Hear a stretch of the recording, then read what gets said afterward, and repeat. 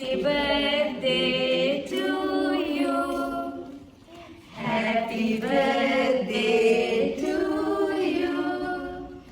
Happy birthday, dear Mrs. Sena Singha.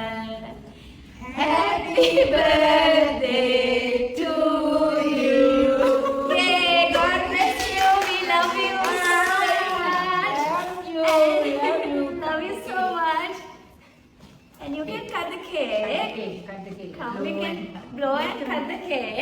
1927 ජූනි 9 වැනිදා රුවන්වැල්ලේ මුදුන්ගමුව ප්‍රදේශයේ උපත ලැබූ ඇය එදා හැඳින්වූයේ අයිරාංගනී රොක්සානා මීදිනිය නමිනි. රත්නපුර දිසාවේ කෙනෙකු ජෝසප් හර්කියුලස් මීදිනිය මහතාගේ දියණිය වූ ඇයට උරුම වූයේ එකල සමාජයේ ඉහළම පැලැන්තියේ වැදගත් පසුබිමකි. කොළඹ ශාන්ත බ්‍රිජට් කන්‍යාරාමය, බිෂොප් විද්‍යාලය සහ මහනුවර උසස් බාලිකා විද්‍යාලයෙන් මූලික අධ්‍යාපනය ලැබූ ඇය පසුව ලංකා විශ්වවිද්‍යාලයෙන් ඉංග්‍රීසි සහ ඉතිහාසය පිළිබඳ කලා උපාධියක් ලබා ගත්තාය. රංගන ක්ෂේත්‍රයට පිවිසීමට පෙර කොළඹ මියුසියස් විද්‍යාලයේ ගුරුවරියක ලෙස සේවය කළ ඇය පසුව ටයිම්ස් පුවත්පතේ සහ ලංකා ගුවන්විදුලි සංස්ථාවේ මාධ්‍යවේදිනියක ලෙසද කටයුතු කර තිබේ. එක සාම්ප්‍රදායික රදළ පවුලක තරුණියට රංගනයේ පිවිසීම තබා ඒ ගැන සිතීම පවා තහනම් වන දෙයකි. නමුත් තමන්ගේ පියාගේ අකමැත්ත මැද වුවත් ඇය විශ්වවිද්‍යාල වේදිකාවෙන් රංගනයට අවතීර්ණ වූවාය. මුලින්ම ඉංග්‍රීසි නාට්‍ය රංගපාමින් විවිධ සංකීර්ණ භූමිකා නිරූපණය කිරීමේ අවස්ථාව ඇයට ලැබුණේ ඇන්ටගනි, ට්වින්ස්, ගෝස්, ද ත්‍රී සිස්ටර්ස් වැනි වේදිකා නාට්‍ය තුලනි. ලන්ඩනයේ ප්‍රකට රොයල් ඇකඩමි ඔෆ් ඩ්‍රැමටික් ආර්ට් ආයතනයෙන් සහ බ්‍රිස්ටල් ඕල්ඩ් වික් නාට්‍ය පාසලෙන් වෘත්තීය මට්ටමින් රංගනය හැදෑරූ පළමු ශ්‍රී ලාංකික කාන්තාව වන්නේද ඇයයි. ලන්ඩන් නුවරින්ලා ශිල්පීය ඥානයත් සමග ලංකාවට පැමිණි ඇය මෙරට ප්‍රකට නළුවෙකු වූ වින්ස්ටන් සේරසිංහයන් සමග විවාහ විය. ඇය ලාංකීය සිනමාවේ නොමැකෙන සැලකුණක් ලැබුවේ ආචාර්ය ලෙස්ටර් ජේම්ස් පීරිස් මහතාගේ යුග පුරුෂකාරී රේඛාව චිත්‍රපටයෙනි. ඒ 1956 දීය. ඒ චිත්‍රපටයේ කරලිය හාමිගේ භූමිකාවෙනි. එතැන් පටන් ගම්පෙරළිය, නිදාණය, දෙලොවක් අතර, සාගරයක් මැද වැනි සිනමා කෘති රසකට දායක වූවාය. එකල වේදිකාවේ සහ සිනමාවේ තිබූ කෘතීම අතිශෝක්ති රංගනයේ ශෛලිය වෙනුවට ඉතාමත් ස්වභාවික සහ සූක්ෂම රංගන සම්ප්‍රදායක් සිංහල සිනමාවට හඳුන්වා දුන්නේ ඇයයි. ලංකාවට රූපවාහිනිය පැමිණි පසු ඇය ටෙලිනාට්‍ය ඉතිහාසයේද උඩුරයිකුරු කළාය.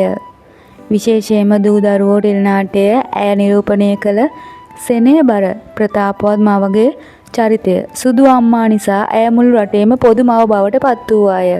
ඉන් අනතුරුව සංදේශය, දෙලොවක් අතර, ඔබ දුරුදා, බක් මහදීගේ, ද ගෝඩ් කිං, සාගරයක් මැද, දෙවැනි ගමන, පවන රළුවිය, හිම කතර, අවරගිර, දඩයම, ලොකුදුව, සුදු කළුවර, සිකුරු හතේ වැනි විශිෂ්ට නිර්මාණවල රංගනයේ යෙදුණු ඇය ජනාධිපති, සිග්නීස්, සුමති, සරසවිය, කලා විභූෂණ ආදී සම්මාන රැසකට හිමිකම් කියන්නීය. ඇය මෑත භාගයේද අබා, කල්පාන්තයේ සිහිනයක්, මචං, කළුහිම, සුළඟ, අප රැගෙන යාවි යනි චිත්‍රපට ගණනාවකද මතකයේ රැඳෙන චරිත රංගනයට එක් කළාය. යශෝරාවය, දූ දරුවෝ ආදී සිට මෑතකදී විශාසනය වූ සල් සපුනා දක්වා බොහෝ ටෙලිනාට්‍යයන්හි රංගනය කරමින් රූපවාහිනිය තුලද තම ආධිපත්‍යය ඇය විහිදාලීය. ඇය දේශීය සිනමාවට පමණක් සීමා වූයේ නැත. හොලිවුඩයේ සුපිරි අධ්‍යක්ෂක ස්ටීවන් ස්පිල්බර්ග්ගේ Indiana Jones and the Temple of Doom චිත්‍රපටයේ මෙන්ම දීපාමේතාගේ වෝට වැනි ජාත්‍යන්තර චිත්‍රපටවලද ඇය රංගනයෙන් දායක වී ලාංකීය නාමය ලෝකෙ හමුවේ තැබුවාය. අයිරාංගනි සේරසිංහයන් යනු හුදෙක් කැමරාව ඉදිරියේ පමණක් ජීවත් වූ ගැහැණියක් නොවේ. කුඩා කල පටන් පරිසරයේ තිබූ ලැබියාව නිසාම ඇය මෙරට කැපී පෙනෙන පරිසර ක්‍රියාකාරණයක බවට පත් වූයාය. රුක් රැක ගන්නෝ සංවිධානයේ පුරෝගාමී සමාජිකාවක වෙමින් ඇය ගස්වැල් සුරකීම, වනාන්තර විනාශයට එරෙහිව හඬ නැගීම වෙනුවෙන් තමන්ගේ මුළු ජීවිතයම කැප කළාය.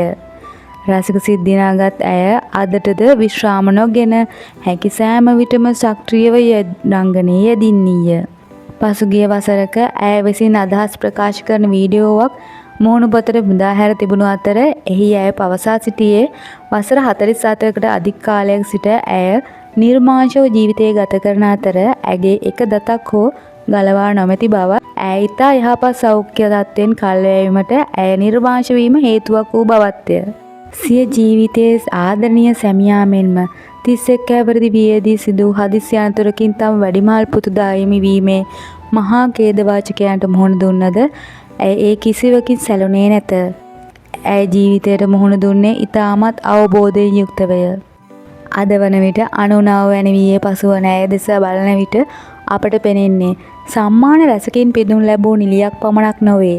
චරිතවලට රංගනයෙන් පමණක් නොව තම ආත්මයෙන්ම පණ දුන් නිහතමානීකමේ සහ උදාරත්වයේ ජීවමාන ආදර්ශයකි. කාලය ගෙවී යනු ඇත. පරම්පරා මාරු වනු ඇත. නමුත් අයිරංගනී සේරසිංහ නම් අමරණීය ලෝකයේ සිංහල සිනමාවට සහ ලාංකීය ආදවත් පවතින තාක් කිසිදා නිවී නොවනු ඇත. අයිරංගනී සේරසිංහ රඟපෑ චරිත අතරින් ඔබේ හදවතට දැනුණු ඔබ වඩාත්ම ආදරය කරන රංගනය හෝ ටෙලිනාට්‍ය චිත්‍රපටය කුමක්ද? මුළු මහා ශ්‍රී ලංකාවේම ආදරය එක ලෙස දිනාගත් මිත්තණියක් වන ඇයට තෙරුවන් සරණින් නිදුක් නිරෝගී සුවයෙන් ශතකයේ ඉක්මවමින් තවත් බොහෝ කාලයක් එහෙන් වැජෙන්නට අයිරංගනී සේරසිංහ මාතාවට වරම් ලැබේවායි දිගාසිරි පතමු. ඇය හුදෙක් ප්‍රවීණ රංගන ශිල්පිනියක් පමණක් නොව ඇය ශ්‍රී ලාංකීය සංස්කෘතික අනන්තතාවයේ ජීවමාන සලකුණකි.